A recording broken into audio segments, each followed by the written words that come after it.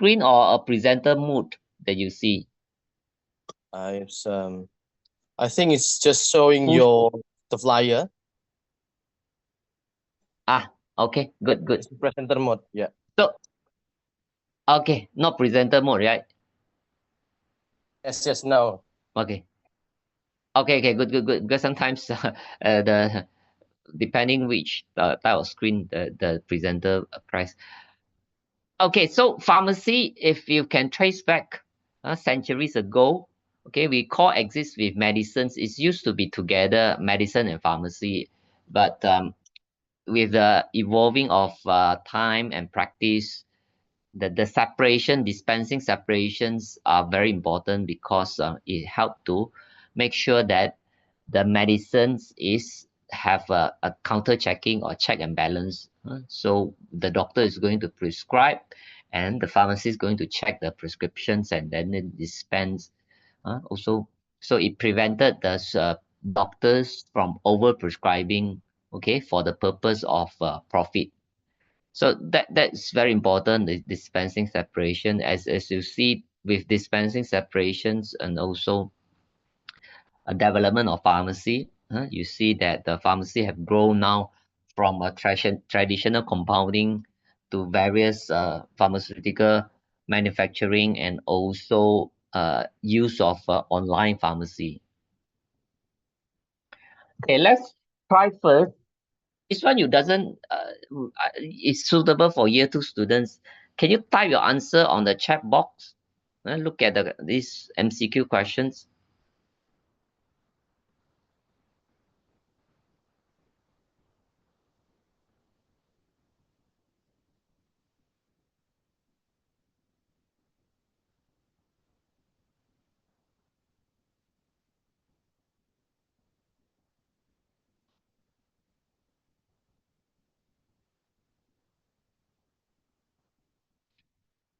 Please type your answers on the chat box. Okay.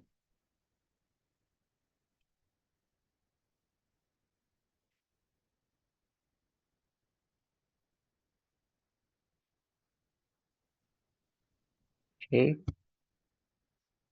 More answers, please. Okay. Okay. I think most of you get it correct. Yeah, answer is C. So the surgical procedure, obviously, in our undergraduate, in current specialization still, okay, we doesn't involve surgical. We don't do surgical procedures. That one is still uh, specializations for medical doctors. We're focusing still more on the pharmacotherapy and medicines and its management. Okay, so everyone got it correct. So let's take a look now. What are the traditional roles of pharmacy practice, and it can be at the can be enhanced by ITO. Okay, let's look at the first one.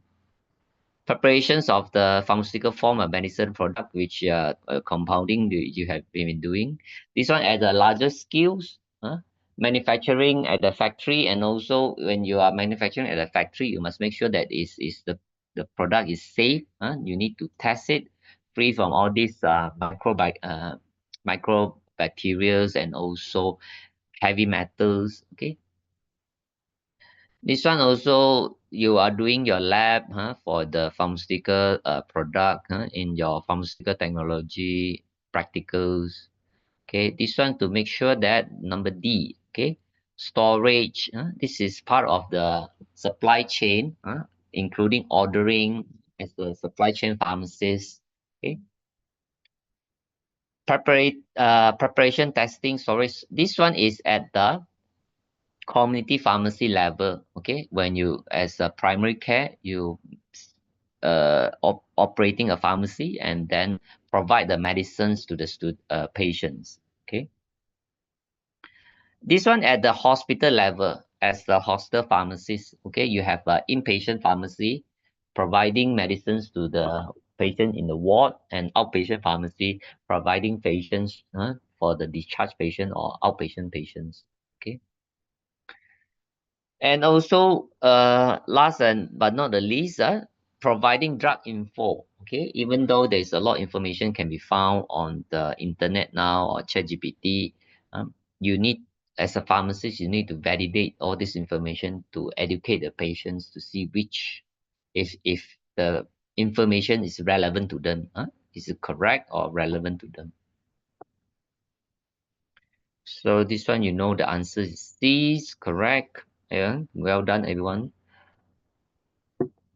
So at the time here, the information technology is very important because it helps to reduce medication errors. Okay, or sometimes it's called pharmacy errors. Okay, what is medication error? Okay, if you see from these definitions, it's a preventable event.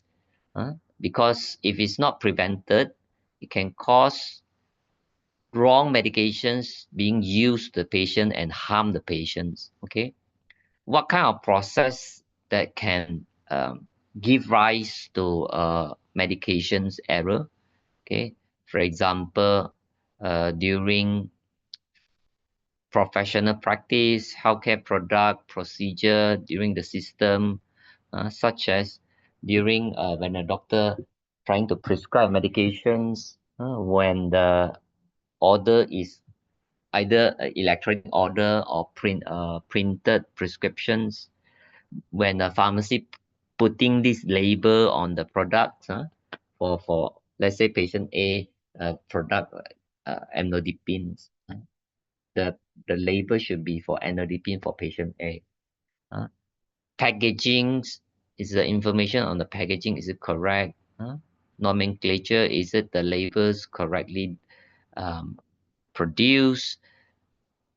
If is the compounding prepared is correct? Let's say, for example, containing 5 milligrams in 5 mils, is it really 5 milligram of medicines?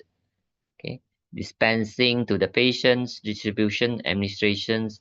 So all these things could have a medication error. Okay, so you want to make sure the medication error is reduced, is minimized. Okay, because if not, then it will lead to severe consequences. For example, patient death. For example, in US, more than 98,000 death case annually is caused by the medication error. For example, wrong drug administered to the patients, and patients suffer anaphylactic shock, or wrong medications given dispensed to the patient, and patients taken wrong medications. So you, as a pharmacy students, should make sure that you absorb and then you have all the pharmacotherapy knowledge that you should before you start working as a pharmacist later on. Okay, take a look at the use or application of IT in pharmacy informatics. Okay, this is relative a new field for pharmacy. Okay, it's called pharmacy informatics, or also called pharmacoinformatics. Okay, what is a pharmacy informatics? It's a subset. It's one of the branches of health informatics. So you have bioinformatics, health informatics, and then pharmacy informatics.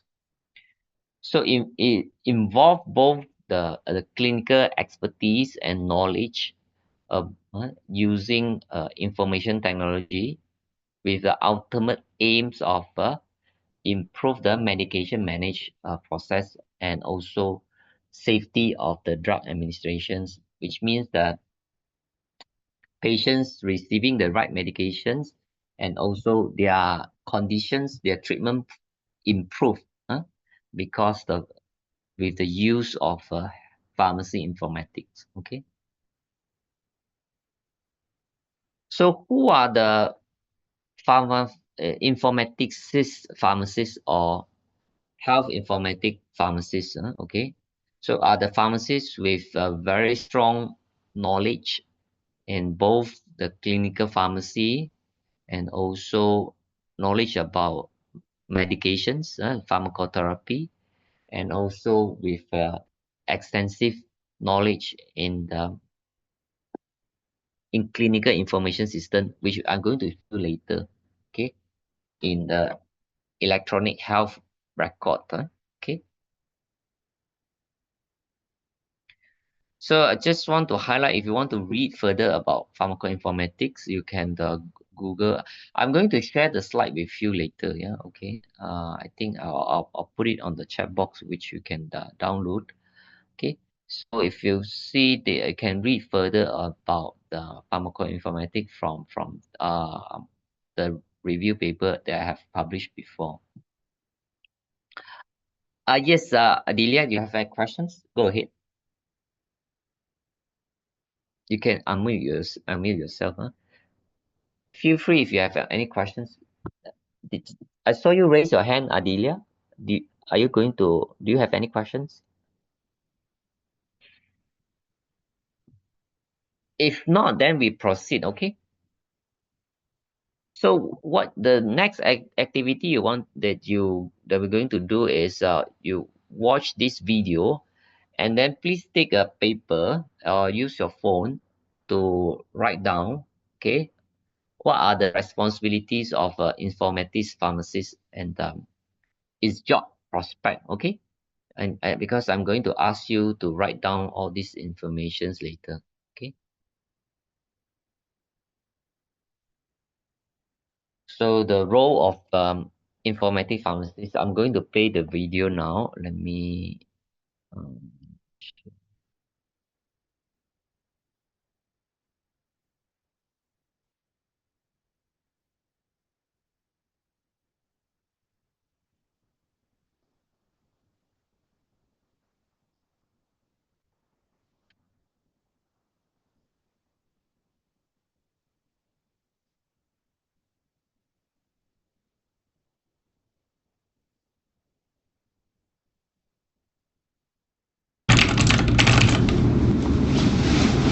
Hey Brian, what's up? What's a typical day look like for an informatics pharmacist? Well, it kind of differs from one informatics pharmacist to another, but let's talk about it.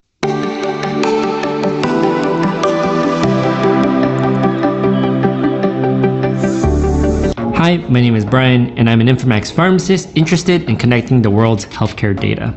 In this video, I hope to provide a glimpse of a day in the life of an informatics pharmacist, but this can also be a difficult question to answer because there are so many variables that go into defining our roles and responsibilities.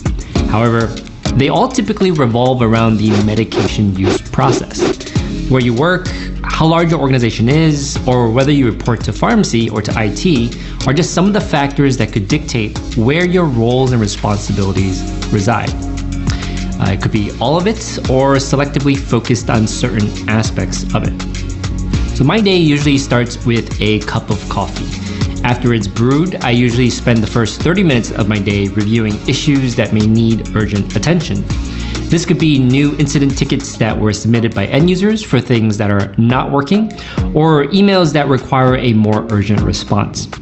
Depending on the issue, I may end up acting on it right away, which could take up the entire day, or pushing it for later to triage if it's not urgent. Next, I'll review the tasks I'm currently assigned and then determine which ones I actually need to work on. Oftentimes, tasks have multiple dependencies and I'm unable to proceed further until another team has completed the work. It's not uncommon to be juggling 15 to 25 tasks because of that. All the tasks usually involve some component of build, test, analysis, or documentation. For example, one task may be to build a new value set of monoclonal antibodies used in a registry, or another may be to analyze the requirements of a new report needed for medication therapy management. In doing so, I'll also have to test the build to make sure it functions appropriately, and subsequently document my work for knowledge management and then migration purposes. After I'm done reviewing, I'll determine which work items need to be prioritized and then schedule them into the free time slots on my calendar. And this is really helpful because it helps me visualize what the day will look like, but it also helps with planning when I have to make decisions about feature trade-offs or provide updates to different team members.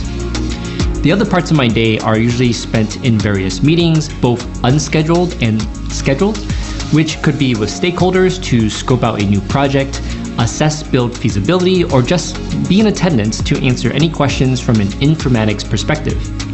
I also spent a lot of time in meetings with both my informatics team and others to discuss progress on projects and build strategy.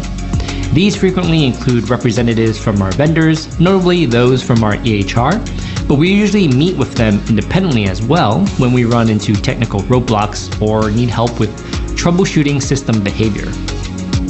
As the day progresses, I may end up reprioritizing my tasks as new incident tickets, emails, and chat messages come in that may require my immediate attention. Alright, so that wraps up this video about my typical day. There's certainly more nuance that I could get into, but hopefully this gives a glimpse of what it's like to be an informatics pharmacist. Thanks for watching, and Okay. Sorry. Okay.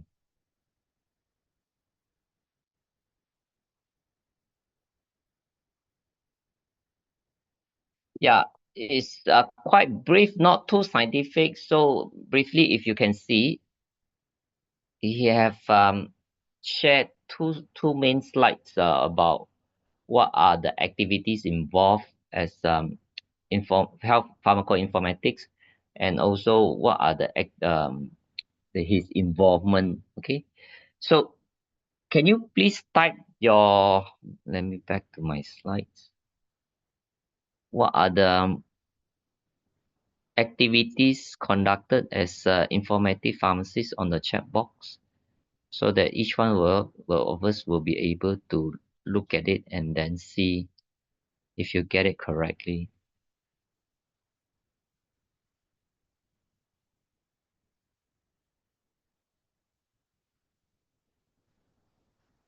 Start putting your answers on the chat box, please. Yeah, okay.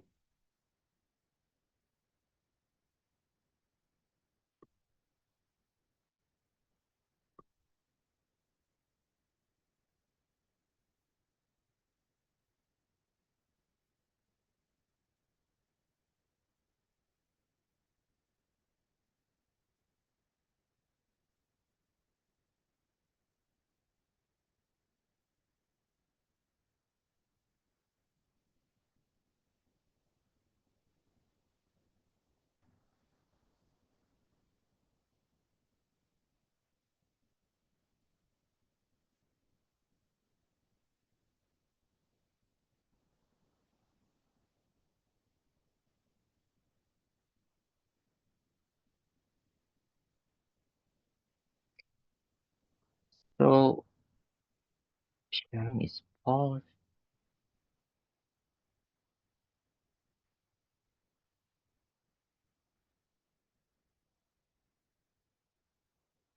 Okay, I still waiting for your answers. So from the video, what kind of role of informatics pharmacists that are being described just now?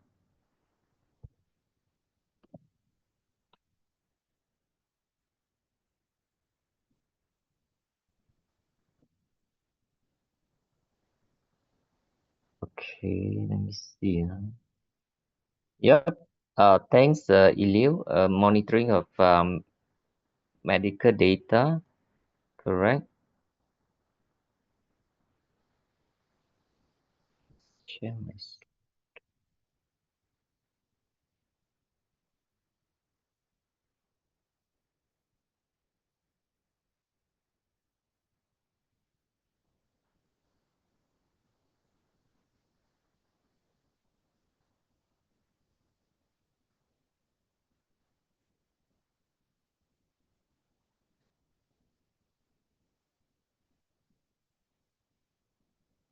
What else?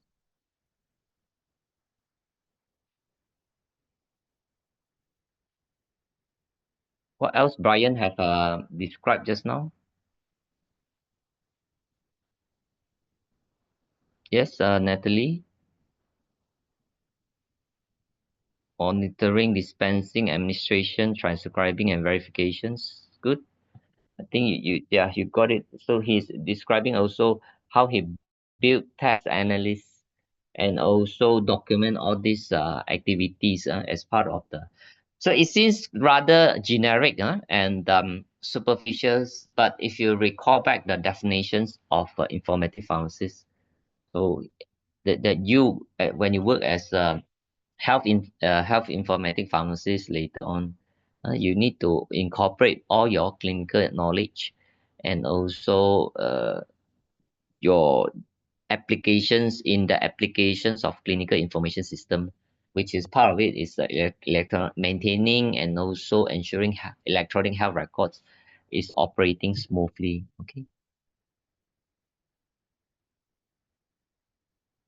Okay, I would like you to take a look at this two MCQ, which going to once you then I'll show you that slides about the circle, clinical practice circle. This is the first questions. Take a look at the question now, which I'm going to show you this question again. So this is the first questions. Okay, this is the second questions.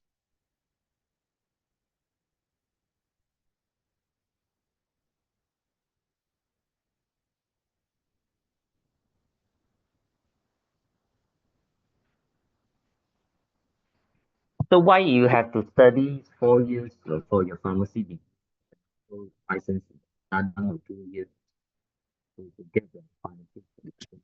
Okay. So if you can see here, even though just listed four primary activities, okay, or area, but it involve a lot of details knowledge. Okay, let's take a look at the first one. First, you need to understand about the disease and their treatments. For example, hypertension. What kind of antihypertensive drug available? Okay, and what are the doses on patients with different conditions? For example, uh, pregnant lady with hypertension, kidney disease with hypertension, diabetic hypertension. Which one is more superior? Which antihypertensive drug is more superior? Okay. So based on the clinical data, which derive or gather from clinical trial, okay, and also practice guideline, different practice guidelines. Let's say clinical practice guideline for the hypertension. Okay, then you get to plan as a pharmacist your pharmaceutical care plan for individual patients. For example, what kind of antihypertensive drug you want should be started that you need to recommend to the patients, sorry, to the doctors, so that the doctors will consider. Okay, uh, what kind of potential adverse drug reactions or side effect the patient might experience. Okay, so when the doctor have prescribed it, when the time you're going to dispense it, either in the ward as a bedside counseling or in your community pharmacy. Okay. So also you need to interview the patient to make sure that the patient doesn't have compliance or adherence issue, means that the patient's able to take the medications as prescribed. Okay, so that when making sure that when the medicine is dispensed, the 4 hour right patient, right dose, right times. Okay, this is given to the patients, and also patients know how to take the medication correctly. Okay, so at the broader level, let's say you're working in the outpatient pharmacy in the hospitals. Okay, so on the daily basis, then you have to see how many you have to record how many prescriptions being dispensed, how many patients are being uh dispensed with their medications. Okay, and then you compare it on an monthly basis, uh, and then you submit all these informations to the chief pharmacist, to assess how whether which kind of medication errors was make, how you can reduce or prevent further medication error in futures. Okay, So with that, okay, you improve on, for example, about the disease, okay, how to treat patient better, okay. If it's, for example, the patients come in for the next visits, then you will know that if the patient's hypertension is being controlled, okay. If it's not controlled, why? Is the patient not taking their medications, or do you need to increase the dose of the medication or antihypertensive drug? So that is the circle that we mentioned. Then you improve on, you change your pharmaceutical cap based on the current visit. Okay.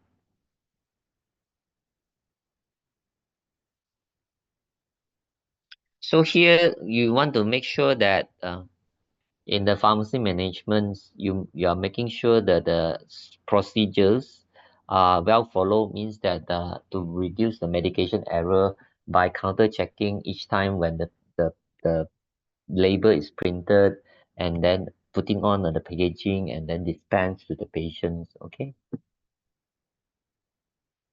And here this is the also involve clinical engagements, means how you interact with the patient, and also post marketing surveillance, meanings of the pharmacovigilance, or whether the reporting of adverse drug reactions. Okay. And also data mining. Here the next slide going to discuss about the medical research or clinical practice.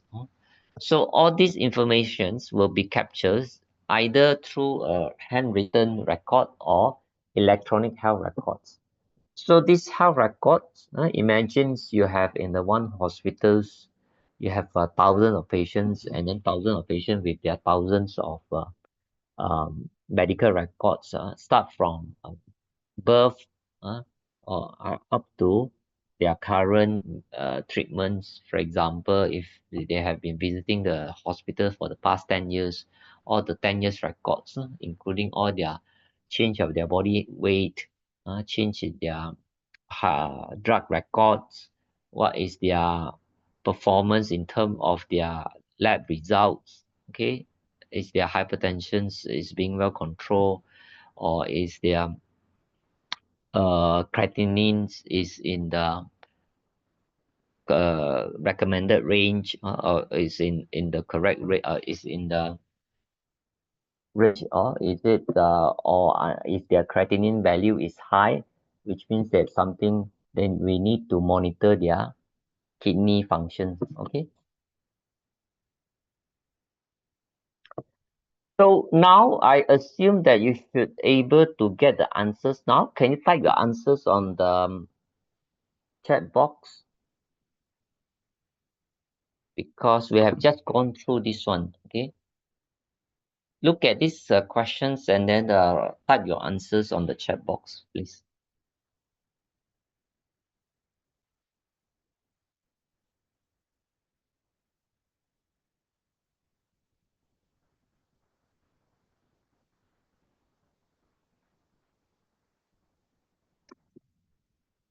Okay.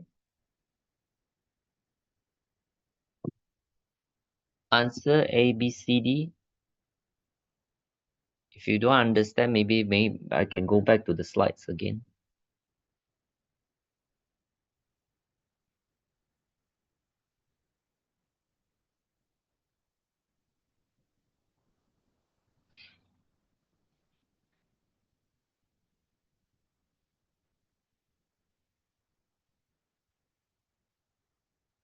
Please type your answers on the chat box, yeah? Okay, thanks, Sophia. A.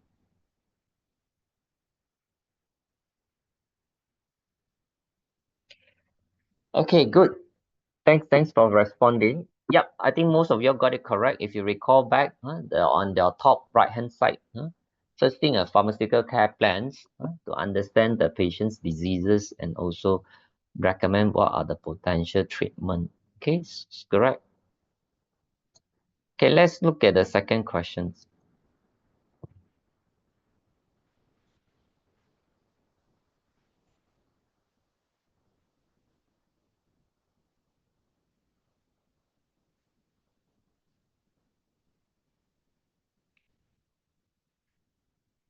I briefly mentioned about the health records.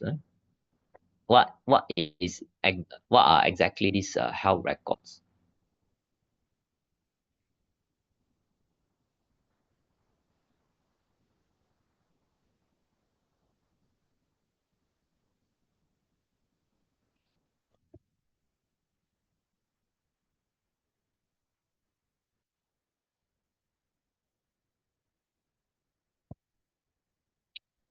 Okay, good. Think everyone got it correct. It's B. So the electronic health record is essentially is a repository, like a library of medical records. Okay. Okay. So let's move on. Let's look at this case study of electronic medical, or sometimes it's called electronic health record, or EMR or EHR. Okay. Normally we call it EMR, like electronic health records. Okay.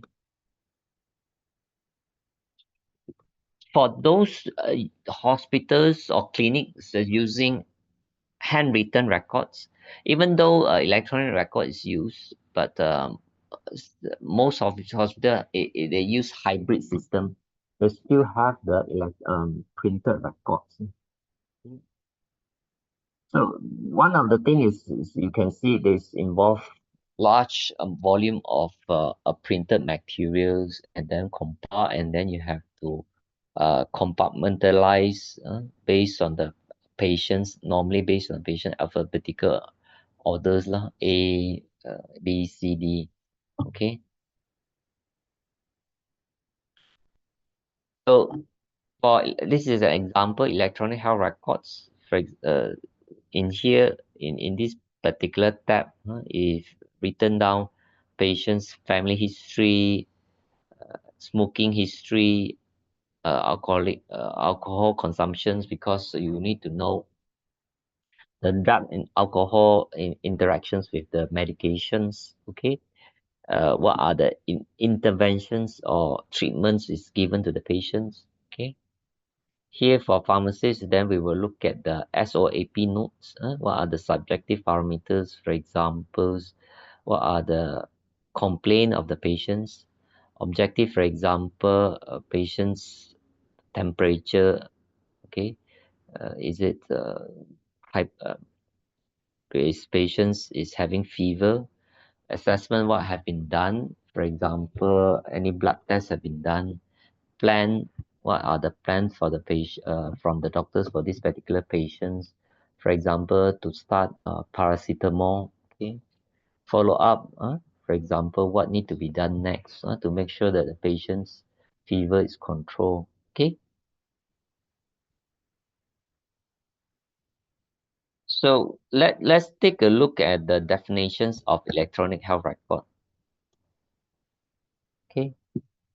It's a, as I mentioned, it's a library or full documents of the informations for here written single patients is for all individual patients, including all the clinical patient demographic and also their pharmacy data, how many, what are the medications prescribed, medication dispensed, what are the payment involved. Okay. So the expanded versions of electronic health records also is part of the information technology system in the hospitals, whereby the doctors, when they prescribe, then they will receive the alert or what the dose is, it overdose. Okay. Or with, let's say, patients previously prescribed with aspirin, then if the doctors, it's a chronic medications, right? So the doctor need to continue prescribing aspirin to the patients, and if it's not prescribed, then the reminder straight away pop up to say that, oh, okay, please, patients, as stroke patients need to be aspirin, so then the doctor will prescribe. Okay. And other support to the pharmacy practice, like for example, patients are not refilling the medications, and when patient come, then you will be alert that, oh, patient have been missing the last one or two refill. Or let's say, for example, patients is having medications that require therapeutic drug monitoring, like for example, phenytoin, carbamazepines. Okay, so then it will help to alert that we will conduct the therapeutic drug TDM for the patients. Okay, so everyone, including pharmacists, for the clinical view, will be able to utilize the health-related data in the electronic health records. Okay, so this is another example of the medical records being shown here for another particular example, patient Frank Smith. Okay, with all the, for example, they taking any medical insurance, previous history of admissions in the emergency, and then here you can see what are the doctors treating these patients, medication prescribed, history of these patients. Okay, so if you can also here seeing, for example, if these patients allergy to penicillin. Hence, penicillin, if penicillin is being prescribed, there will be alert pop up asking, okay, patient allergic to penicillin, shouldn't be on penicillin. So in this case, patient is given Bactrim. In this trade name is called Trim. So if you study your antibiotic well, you know that Bactrim is sulfatomexazole plus trimethoprim. Combinations commonly used can be used for different type of bacterial infections such as ear infections, urinary tract infections. Okay, it's also used in patient with HIV. Okay, to prevent opportunistic infections. Okay, so then you can see that the nursing records here, for example, the term of nutrition's patients is in at this particular times not giving any food or drink. What are the patient having amputations of the limb, upper limb, at the arm of, because due to the fracture of radial disc. Okay, and so then you will see that the patient's temperature fluctuations.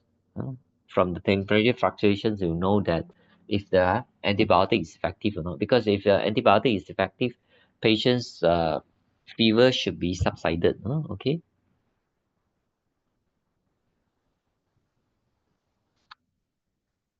Okay, so just now we talk about the health record, which is also medical records.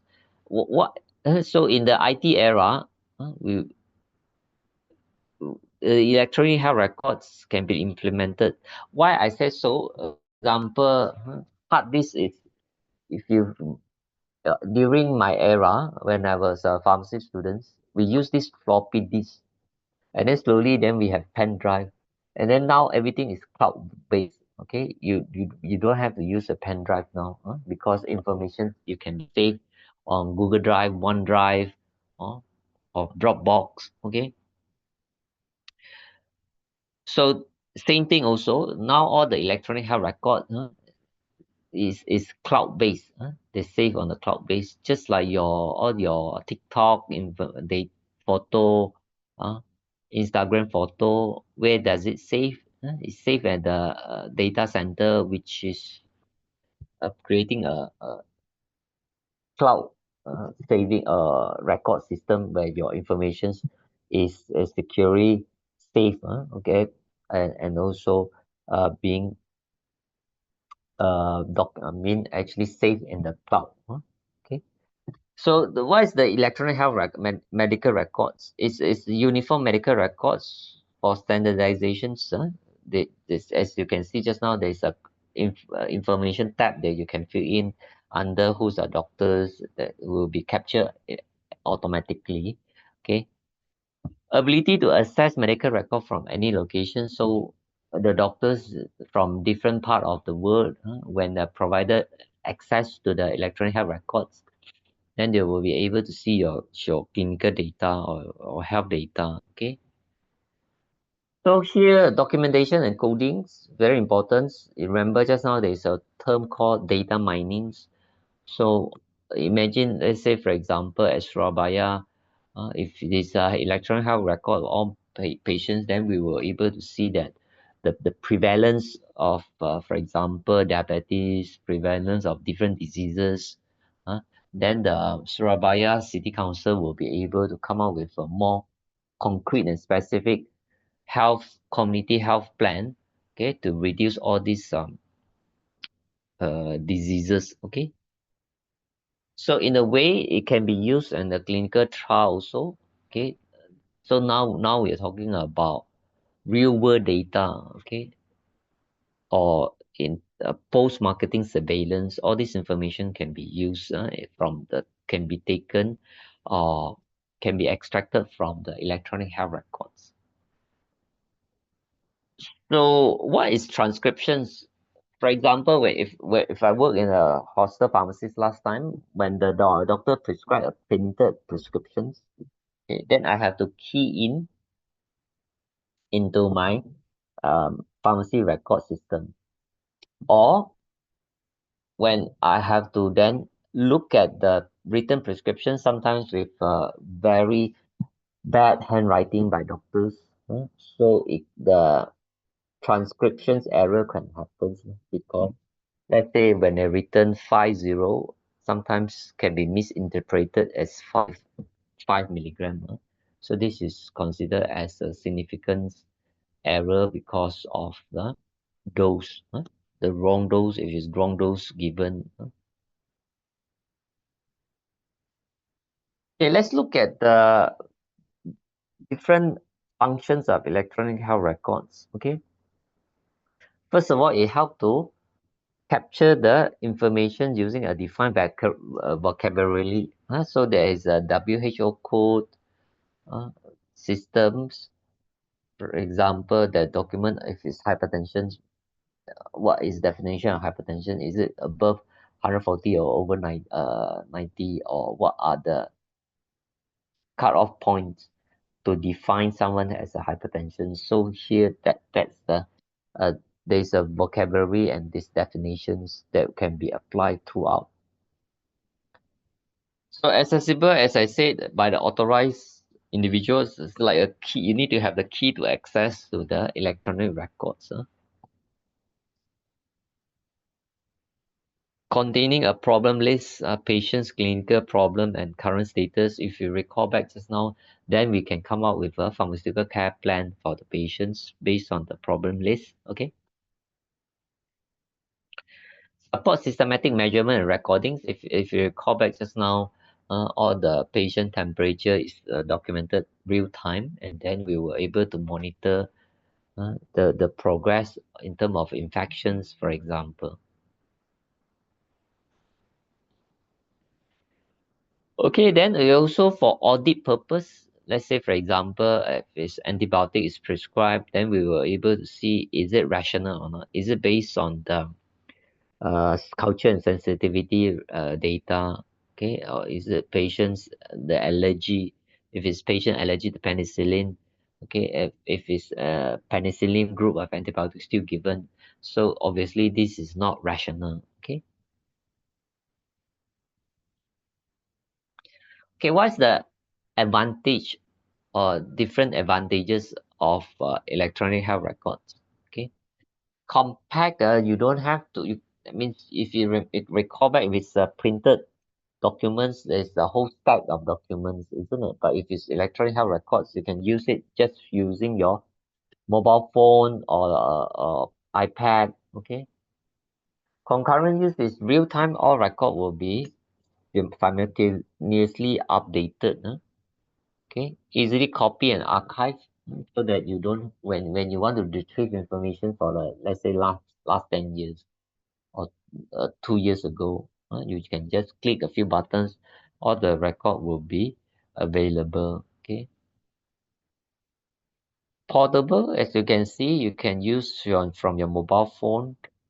This is also later we will discuss using the IoT, Internet of Things, okay, using wireless, connected use wireless device. Secure if it's not being hacked. Recently also, the Malaysia KL, Kuala Lumpur airport, the system have been hacked.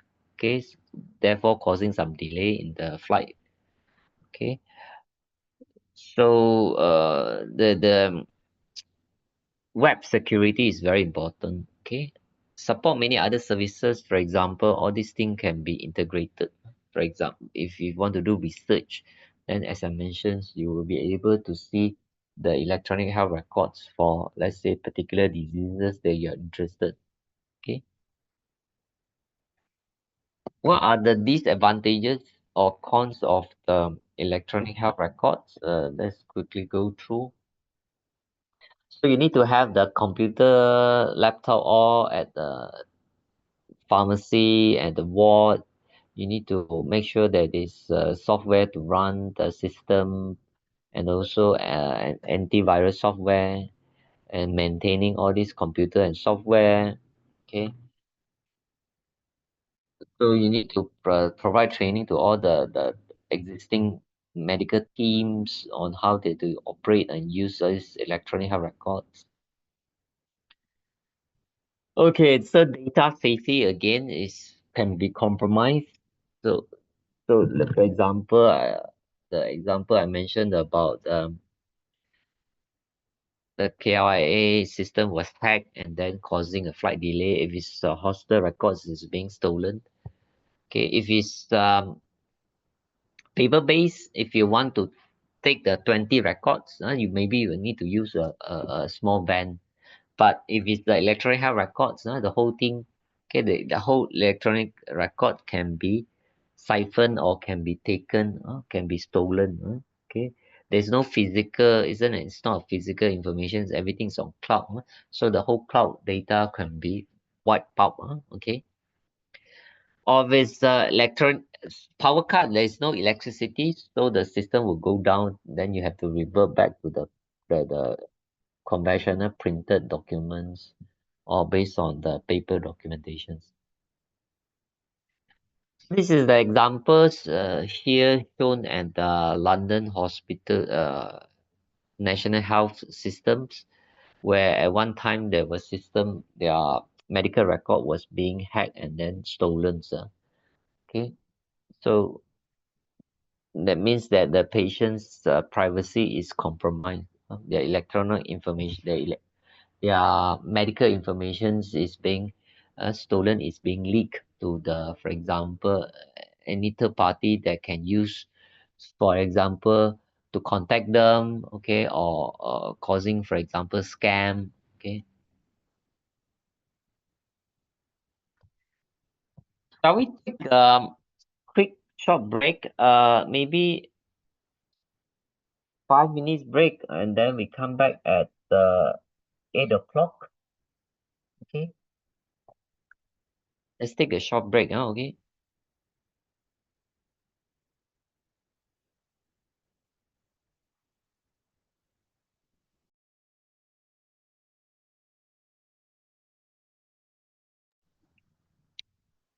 When we come back, then we will do the Internet of Things. Okay.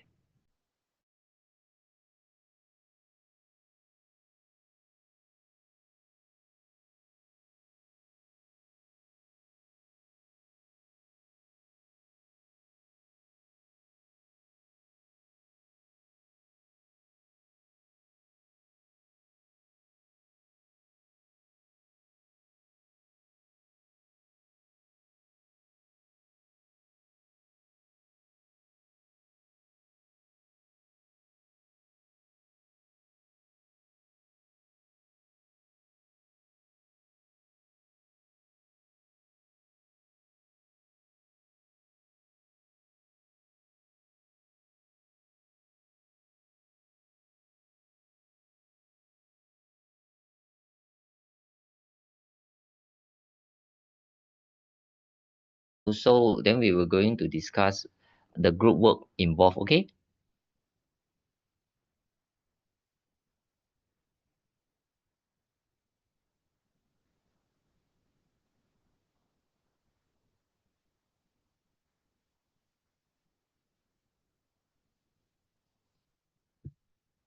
So just to recap, just now we're talking about transformation of pharmacy practice, and also if electronic health records, including the role of informatics pharmacists.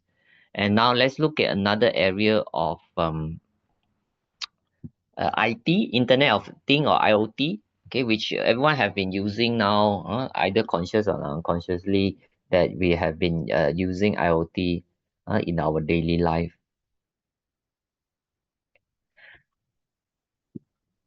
including different transport system in communications and also hospital and healthcare. Okay, what is an IoT? Okay, IoT refers to physical devices that are connected to each other or cloud services via internet. So first thing is you need to have internet. Without internet, then they would not be able to connect to that IoT. As your name mentions lah, internet access Wi-Fi is crucial for this one. Okay, so you have physical devices, for example your mobile phone, your car, okay, your smartwatch. Okay,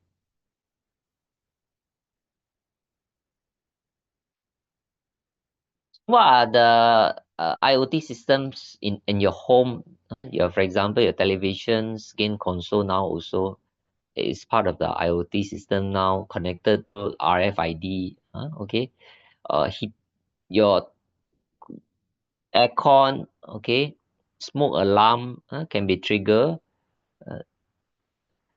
and home security. This is quite common. For example, you can have the CCTV connected to your phone. Okay, different type of appliances. Your fridge now also can be control temperature remotely from your phone, and then you can operate your ovens uh, remotely using your phone. Okay, so for mobile systems, all these your smartwatches, okay, any kind of devices, wearable technology. If you have your pet being you wearing the pet tracking collar, sometimes they have the chip embedded. Okay, smart car also, now your car also, you can start your car, even though or the car can be uh, self-driven. Okay,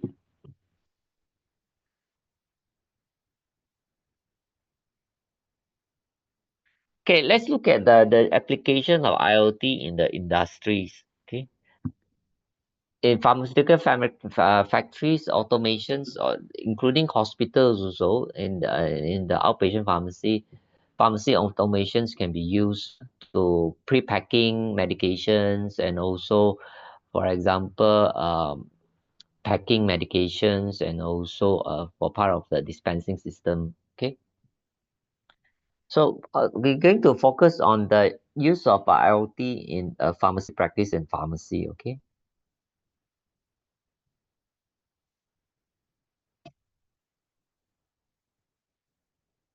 so all this, how IoT operates, what are the techniques or what are the technology involved? Okay, so just now I mentioned this RFID, isn't it? They have the sensor and the software to help to capture all these sensor informations, and so there'll be different devices that collect and then transmit this sensor. Okay, so all these devices can talk to each other using AI now. Okay, and then mostly it can be controlled using your smartphone or your laptops lah, using different software. Okay, so the most basic one, for example, your sometimes in your house when you have this CCTV or your lock, door lock communicate with light. When you arrive, when of using facial recognition, it can open the door.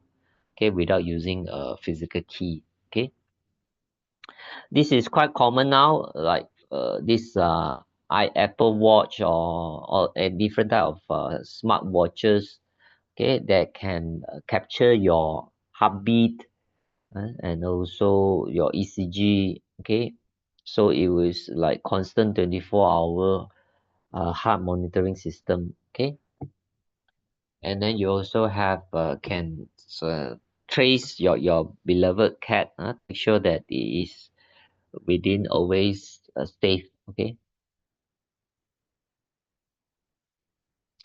just like for example, there are pro and cons for using electronic health records. Okay, IoT also is not perfect. Here you can see four potential disadvantages of IoT. For example, your personal data can be compromised, can be hacked by hackers. So the might be stolen. Okay, one stolen, for example, or one if your safety is compromised.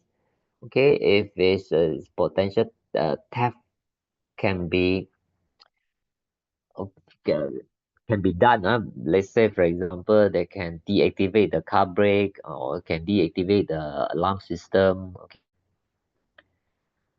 So they can use your computer to hack or to attack other computer or devices, which could the person, the victim can be a scapegoat in this case. Okay. Most devices require internet, so if it's without internet or if the internet system is down, wi-fi system is down, so the system cannot operate. Okay, let's take a look at the different IoT case studies. Here I presented two IoT case studies. One is a student's innovation. In fact, they have come up with this smart internet of thing mobile medication dispenser. Okay, so if you're looking at your parents or your older relative when they need to take chronic medications, for example, antihypertensive drug, diabetic medication on daily basis. Okay, one of the thing is either they miss their medications or they take the wrong doses. Okay, so this smart IoT mobile medication dispenser, mobile means it can move from places to places, okay, to alert the users. Okay. So first of all, as a pharmacist will store all these medication in the dispenser so that it can be dispensed out. Okay. So you can set the timing at the timers. Let's say, for example, it should be taken 9 o'clock in the morning every day. Okay. So the data information then will be captured through IoT to the dispenser, which is this dispenser is actually stationed at the patient home. Okay. So this dispenser then can be attached to a mobile system. Okay, which just like the robot cleaner at home, they will clean and mop the floor. The same thing also here, it will move around and to detect uh, where are the patients or the right patients, and then when the time's up, then they will go to the patients and then dispense the medications to directly to the correct patient so that they will take their medications. Okay, so this is one of the inventions that come out by the students. So we are talking about collaboration with various teams. You can collaborate with work together with engineering students, computer science students to come up with different devices for pharmacy system. Okay, let's take a more another example. This is, for example, more holistic, looking from end to end how IoT can be incorporated in daily life because involving, for example, dispensing of medications, monitoring of patients at home, and also supply medications to the patient doorstep. Okay, so this is such considered as an ideal pharmaceutical systems. Okay, often connected using mobile apps applications. Okay. Okay, let's navigate through these complex ecosystems. So we term this pharmacy of the future because it's well connected with other ecosystem or other activities. For example, with medication center, okay, it will provide, for example, all the medical records to the mobile apps. The pharmacy of the future here is actually captured inside this. Sometimes they call it super apps or a single mobile apps that operate various system. Okay, it's connected to the supply chain also, where you can order your medications, okay, and then warehouse where this delivery should deliver their medications, and also connected to physical brick and mortar community pharmacy. If necessary, they can provide this medication to the warehouse and then supply to you, okay, where you also connected to the pharmacist to for any counseling require counseling. Okay. Okay, what you need to do next is I'm going to describe various IoT applications using the persona of this patient's Anna. Okay, please take your pen and paper, write down various IoT applications that involve. Okay, so we're going to discuss this application later. I would like you to type it out on the chat box later after I've gone through. So meet this page particular persona, Anna, which is a call center employee with the type 2 diabetes, taking now insulin. Okay, so she could be type 1 diabetes patient also, which she have to rely fully on insulin. Okay, so unfortunately, Anna recently got a cold, and then so she wants some medications to reduce all these running nose, chill, okay, symptom of cold. Okay, so she have decided to go to see the doctors. Okay, does she have to go to the physical medical centers? Okay, or she can also do a teleconsultations. Okay, so using teleconsultations, Anna can consult the doctors, and then the doctor will talk to her, and then she can also use her smartwatch to detect any temperature change or is there any change in terms of the blood pressure or heart rate. Okay, so here that is the interface of the teleconsultations. Okay,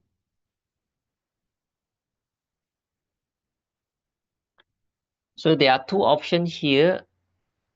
She can go to the pharmacy, which is linked with the medical centers where the doctor already prescribed the medications, or she can ask for a delivery. Okay, so before going, she already ordered the medication, so she just need to go and pick up the medication from the vending machines. If necessary, also then she can talk physically with the pharmacist. Okay, so in the pharmacy section of the super apps, the Anna will be able to access the patient's pharmacy records, deciding how many what type of medications that she will know what kind of medication have been prescribed by the doctors, and she can determine whether she want to fill the prescription or not. Okay, so once collect the medications, she go home and then stay at home to get well, and then the here I put access mobile apps, okay, which is the name tentative, I mean, or the code for this mobile apps, and then the mobile apps pick up information that Anna have fill the prescriptions and then bought medication 1 and 2. Okay, so the mobile app will start sending reminders to Anna to ask them, okay, it's time for you to take this medication now. Okay, if she have taken her medications, then she can uh, input this information in the mobile apps, and then the mobile apps will also check the temperature to see that if it's the antibiotic medication, for example, ibuprofen, paracetamol, really works for this Anna. And if Anna want to know more information about the medication that she have bought, then she can scan the barcode and then get the right informations for her, including, for example, the dose, storage requirement, and also, for example, expiry date of the medications. Okay. She also can check any potential drug interactions with the supplements she's taking. Okay, because she might be using some health supplements. Okay, let's say if Anna suffer from some potential side effect. Okay, let's say now she feel abdominal pain is maybe caused by the medications. Then she can use it to do a video call or with the pharmacist of the hospitals or the community pharmacy, okay, to get immediate confirmations whether she need to stop the medications or reduce or temporarily hold the medications if it's really induced by the medication. Okay, and at the same time, the smartwatch of Anna will be able to check the blood glucose, okay, continuously. It is the is available now. They call it CGS, continuous glucose monitoring system. Okay, so the smartwatch then will through IoT will be able to capture the information if this blood sugar is high or low. If it's low, then she need to adjust her insulin. Okay, if it's high as well, okay, need to increase the insulin doses to make sure the glucose in the therapeutic range or in the correct range. Okay, recommended range. Okay, so the AI system also will be able to use based on the previous glucose monitoring or glucose readings. They will be able to suggest what are the recommended doses for Anna for that during sick day. They have this sick day management whereby the insulin requirement normally will increase. Okay.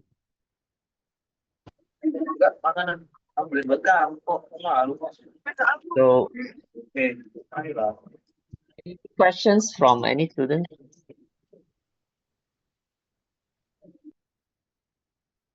If not, then we can continue. So let's say, for example, if the insulin pen is running out of stock, and then so it's time to refill. Instead of forgetting it, uh, the system will automatically refill the insulin for Anna, or sometimes Anna have to can use the voice assistant, like for example, hey Google, that's the Google's function that you use to activate refill, and then the order will be sent directly to the pharmacy, and then the pharmacy will be able to send it to the courier, and then using cold chain, because as you know, the insulin need to be in the 2 to 8 degrees Celsius. Okay, sorry, the in the not 2 to 8, 2 to 8 for the insulins, the sorry, 2 to 8 for the vaccines. Okay, so depending on the storage, it should be in the right temperature. Sorry, yeah, correct. 2 to 8 for the insulin as well. No, wait, I confused with the vaccine myself already. So for insulins, it should be at the right temperature so to make sure that it is exposed. Once the insulin pen start using and the room temperature, then you can use up to 1 month. So if it's you don't have to keep it in the fridge after being used. So the Anna also will get the insulin from home, from the supplier, and then the will be sent directly to her home. Okay, so that she have a sufficient amount of insulin.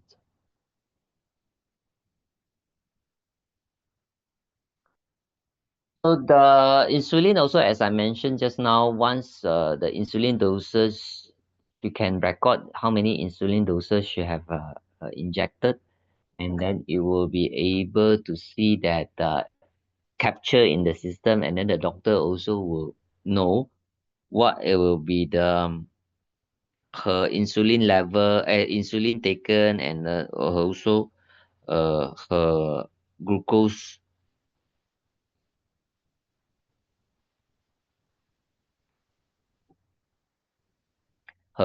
level. Okay, if its glucose level is too low, the system will give alarm. Okay,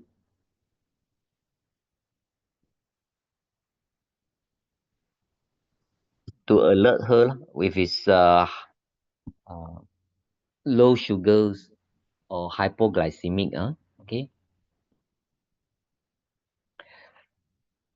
Okay, so that are the whole end-to-end description just now for the patient's Anna's management of her insulin and also her cold using different IoT system.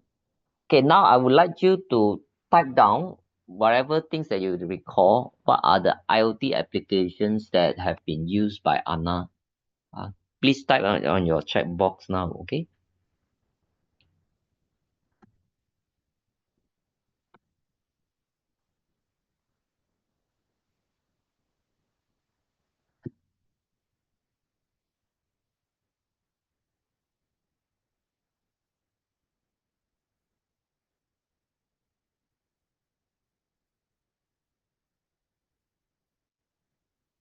So to correct my statement just now for the insulin also, it's 2 to 8 degrees Celsius during storage or during transportation also like vaccines. Yeah. Okay, so what are your responses of the IoT applications?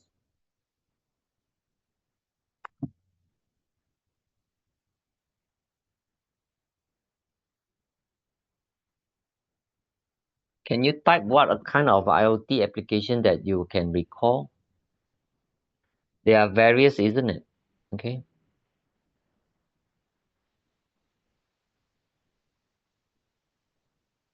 Yes, the mobile apps, vending machines, smartwatch, phone, a fridge also connected to IoT systems.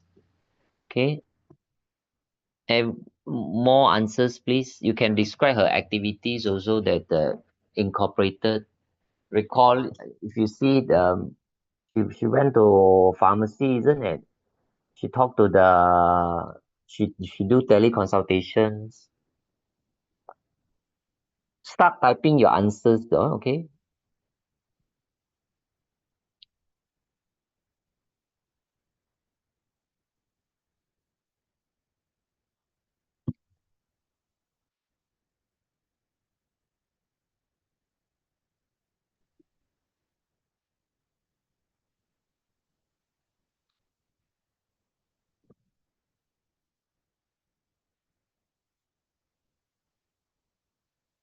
I need more responses from you. Okay.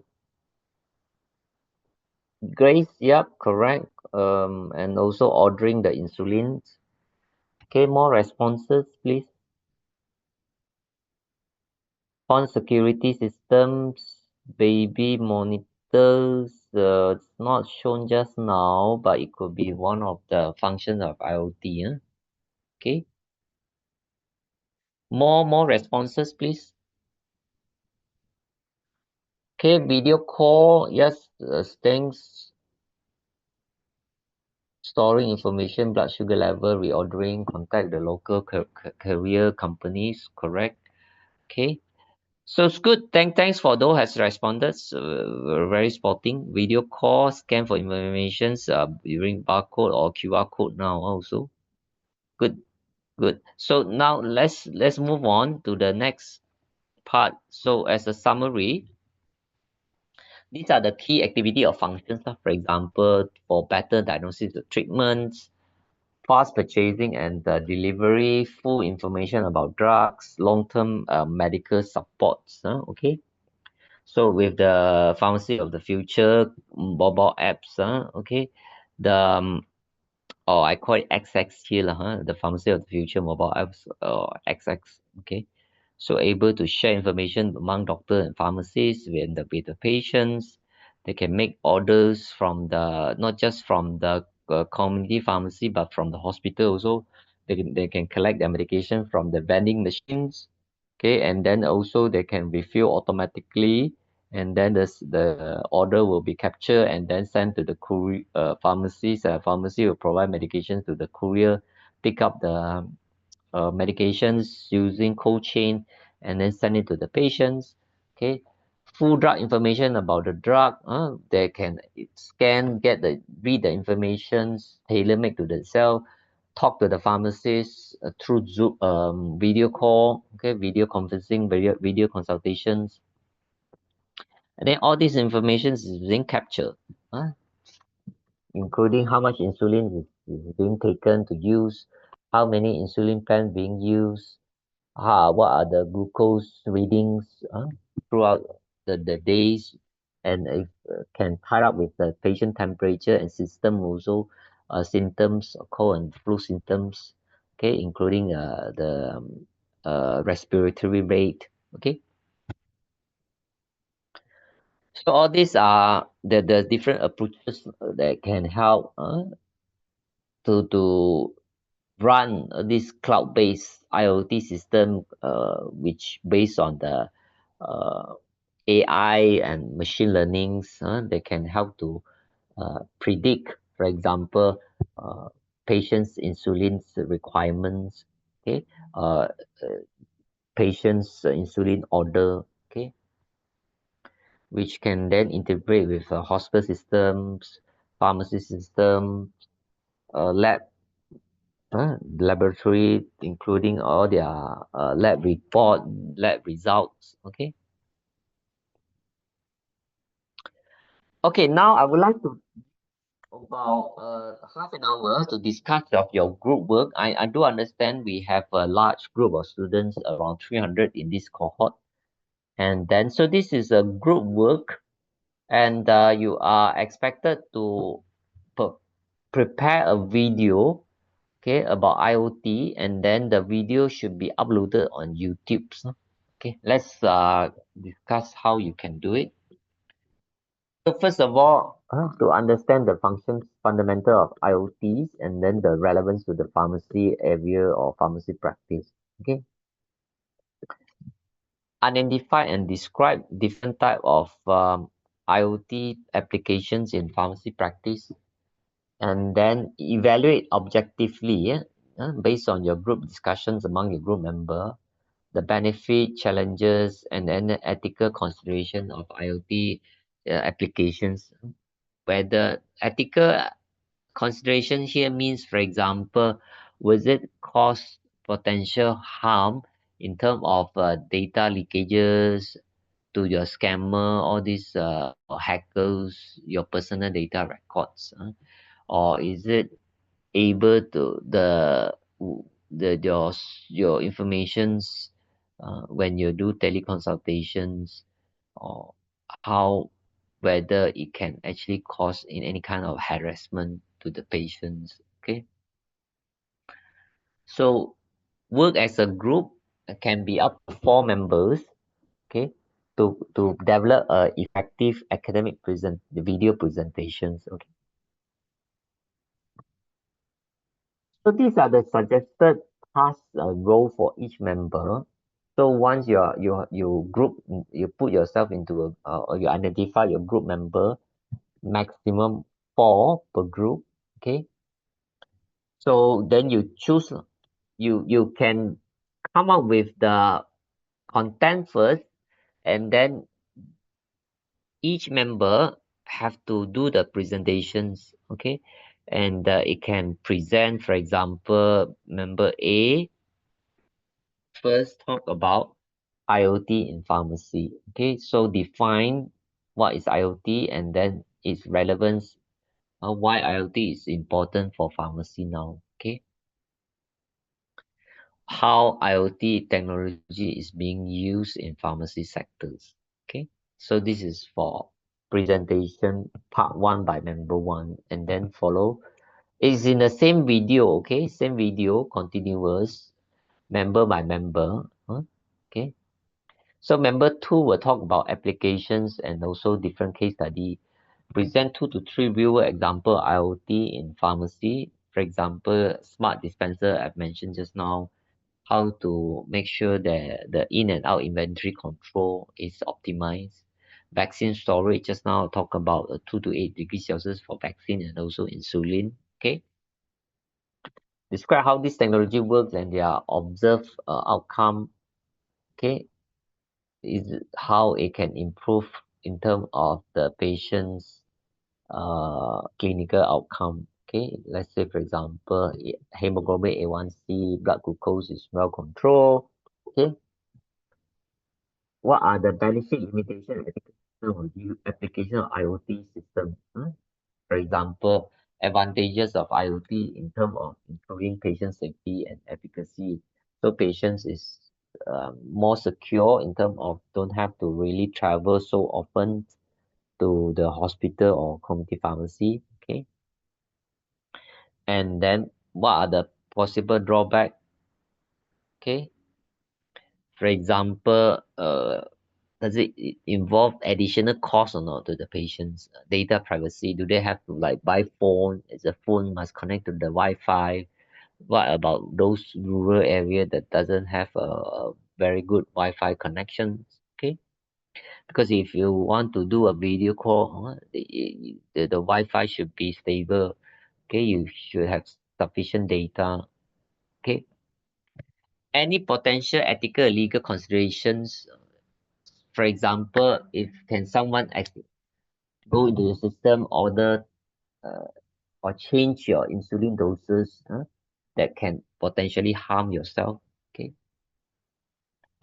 conclusions, member 4 will talk about and presentation coordinations. For example, summarize the key points, summary of your presentations, how is applicable to, for example, to community in Surabaya or Indonesia or other part of the world. Depends where your country of origins. Share recommendation for the future of IoT, what you foresee, or based on your reading, or based on what you have read. Okay. You can gather information from ChatGPT, but make sure that the ChatGPT information is not hallucinated. Make sure that is validated informations with the right uh, references, because you need to include your references also. Okay.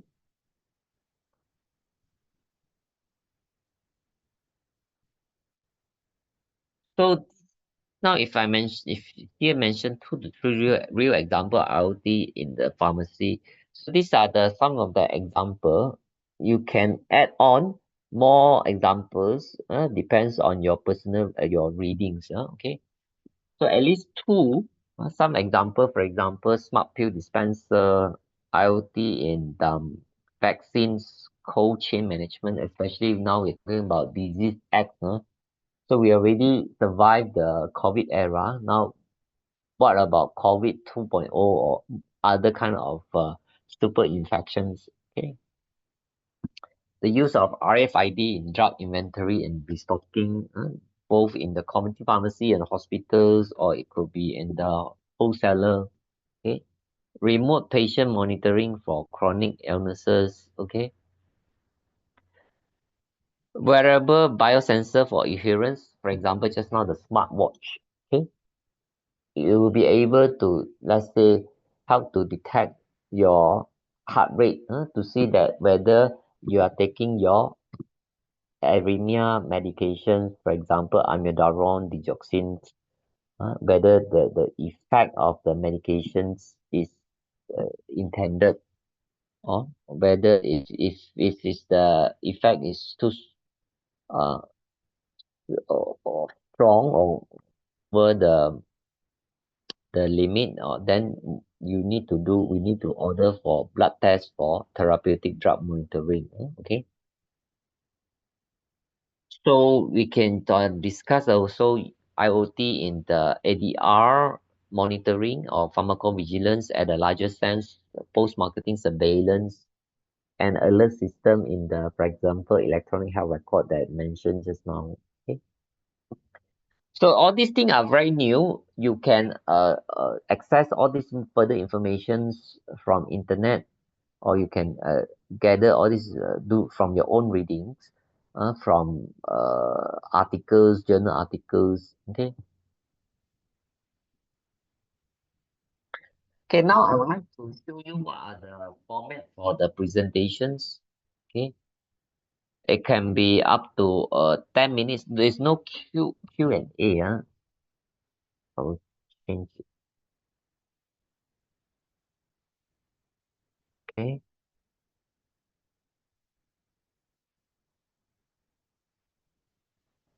All member must present based on the suggestion just now. What are the area that need to be presented? Okay. Visual are very important to make sure that all these images, diagram, or you can add, you can provide video also, as I shown just now, as part of your visual enhancement. Okay.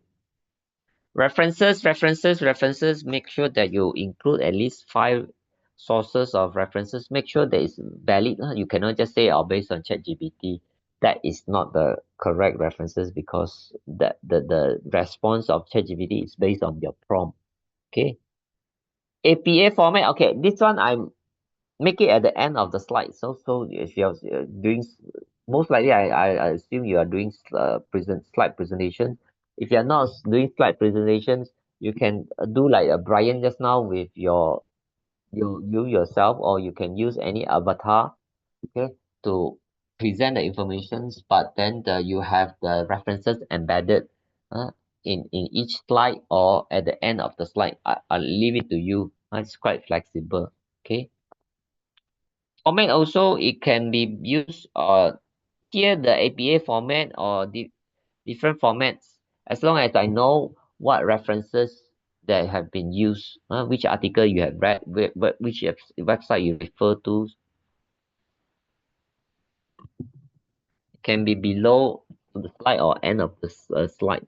Okay, depends how you want to do it.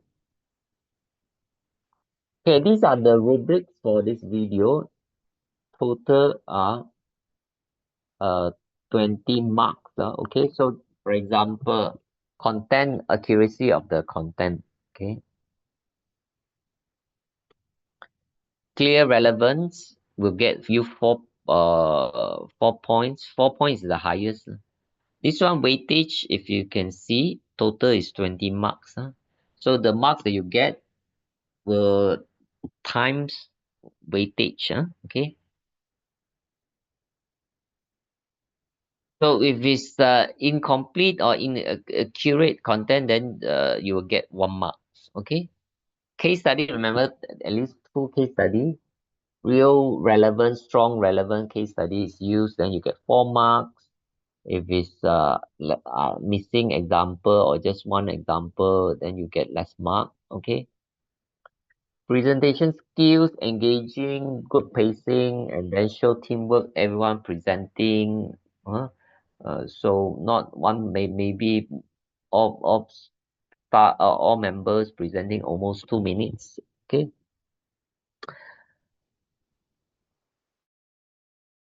in English, presenting in English also. Generally clear and organized. Okay, then you get 3 marks. If it's not organized, 1 mark. Okay. Slide quality. This one visual use. Make sure it's easy to read, easy to follow with for example graphic. Okay, diagram. Then you get 4 marks. Other than that, if it's not appealing, hard to follow, then we'll get 1 or 2 marks. Okay.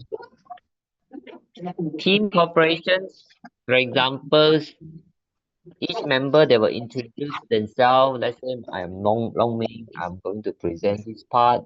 After you finish, they say, okay, I now I will the the next presenter will be my. He's going to talk about what, and followed by the teammate. Okay. Anyone like to ask questions? If not, please make sure you unmute. Yeah? Okay.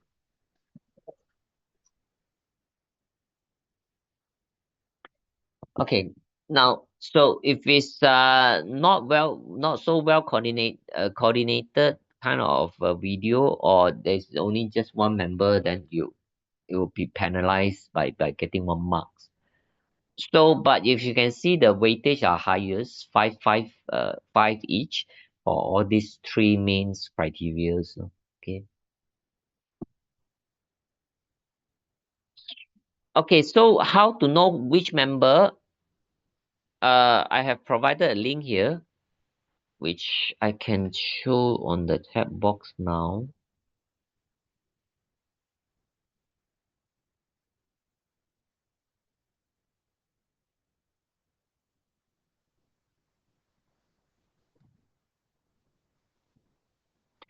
You can now indicate who are your group member. Okay, here.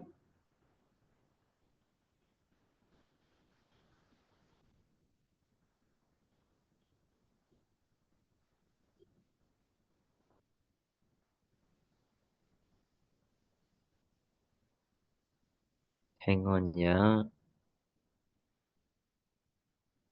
Here also I want to show you an example what you need to do.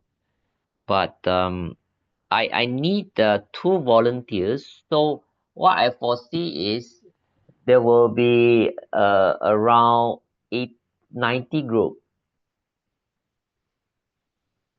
No, around 70 group. 75 groups. So there will be a lot of video that will be the video need to be uploaded on YouTube. Yeah, okay. How you can upload on YouTube? So these are the example. So this was previously with my Brunei students.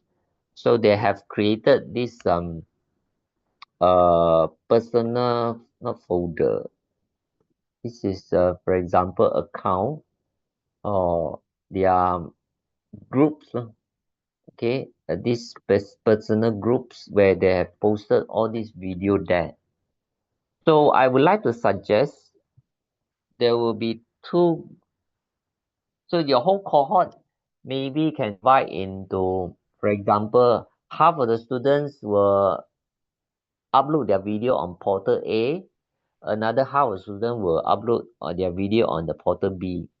Okay. How? So these 2 group leader or cohort leader, I should call it cohort leader will be better. You will create your YouTube account. So you can create one Gmail, which then allow you to create your own Google YouTube account. And then from your YouTube accounts, then you can create this video portal. Okay, when then all the other group members will be able to upload their videos. 4 students in one group, isn't it? Okay. So let me just show you here. Maybe it's a bit confusing here. So now maybe group 1 member 1A, member 2, member 3, member 3, member 5, sorry, 4. And then you will upload your video on YouTube. Then you put your YouTube link here, for example.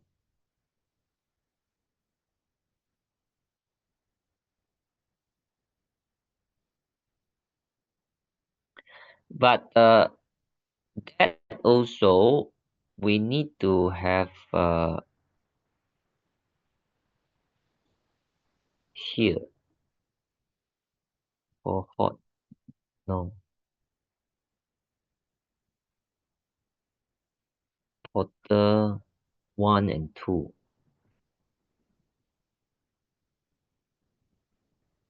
With portal 1, so let's say you have how many? Let's say 320 students. Divide by 4, there should be 80 group, isn't it? So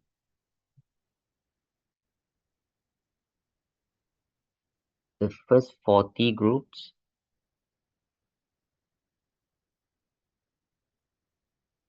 will upload their video on one single portals and another one on another portal. Okay, what do I mean here? This is the example. So the volunteer cohort leader 1 can create one account so that, and then they'll send their, then they will allow those people under this portal to upload their video here. Okay, so this is example of the videos from the Brunei student group, which you can see. I can share this link with you now.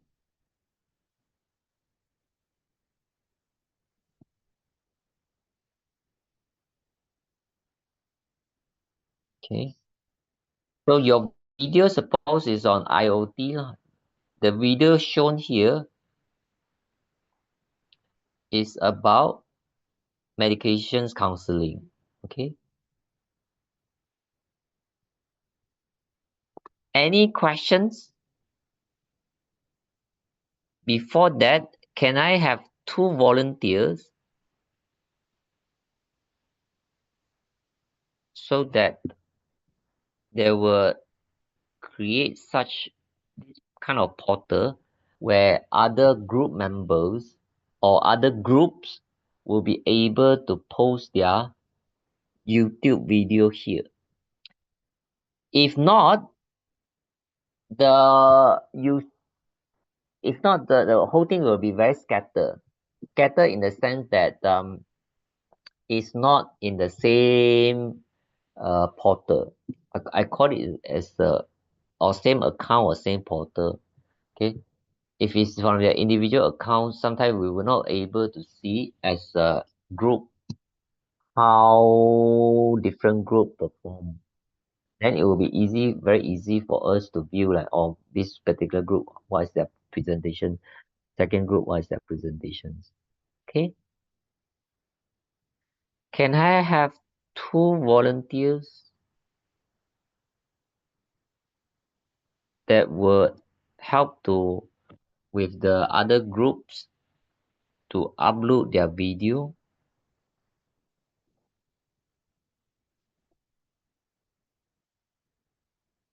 Excuse me, Anyone? Professor. Yeah, hi. Can I Yes. give you a suggestion on how to Sure. Why Why not? we are divided into 5 class. So the A, B, C, D, and I group Okay. class. So is it okay if we make like 5 portals so each class could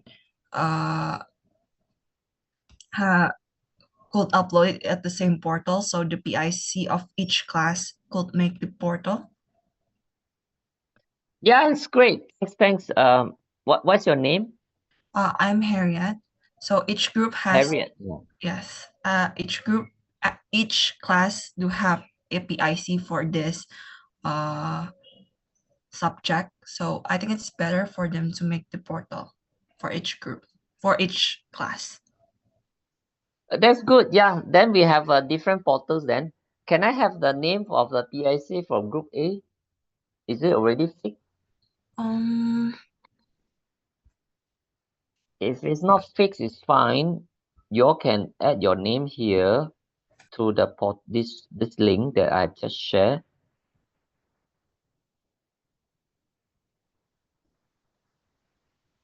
So let me remove this color. And then you all can make it into port call it big group. 1, 2, 3, 4. A, B, C, D, E. 5, either one.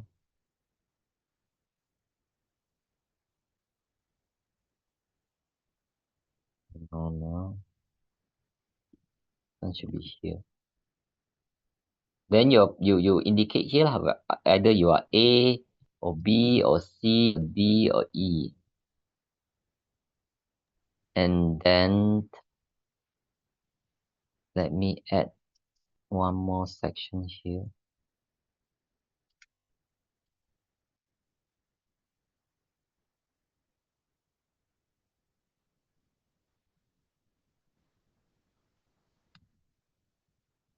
Uh-oh, not good. Okay, you can fill in the name of a PIC so that you know who are the PIC person, because they need to authorize you to access their account. If not, then you will not be able to access the account. So Hi, I'm sorry for yeah. interrupting. We have another class, international class I. Uh-huh. Yeah, A, B, C, D, E, and I. No, it's actually I. A, B, C, D, and I, not Yeah. E. We have only 5 classes. Yeah. Okay, good. Okay, thank you. Yes. Thank you.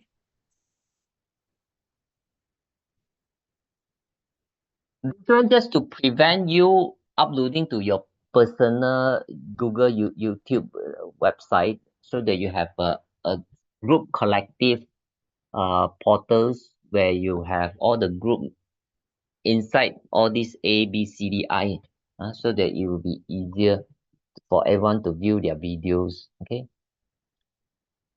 I hope it's clear. So I will provide you. Okay, let's talk about the due date, because I didn't put the due date here. Dr. Andy is kind enough to let you all decide. Can you all give me reasonable due date for submissions? Anyone want to suggest? Obviously, it have to be within this semester. I understand you're going for a holiday soon, isn't it? But you can collaborate each other through Zoom among your group members. One due date, please.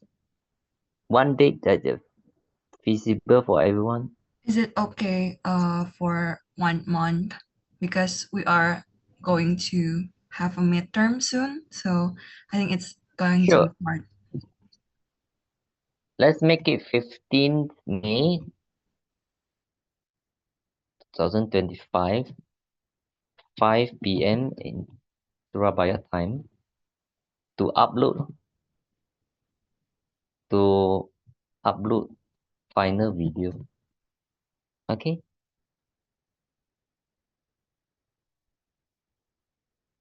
Okay, cool. I hope everyone is clear. What I'm going to do now is let me quickly share my slide now through the chat box, so that you can have all the slide with you.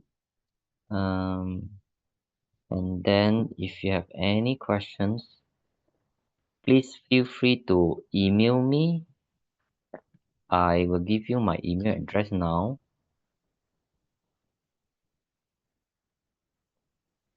I will finish sharp by 10 o'clock. Sorry, 9 o'clock. I like to express my appreciations for everyone who have taken part actively in the class just now. Okay.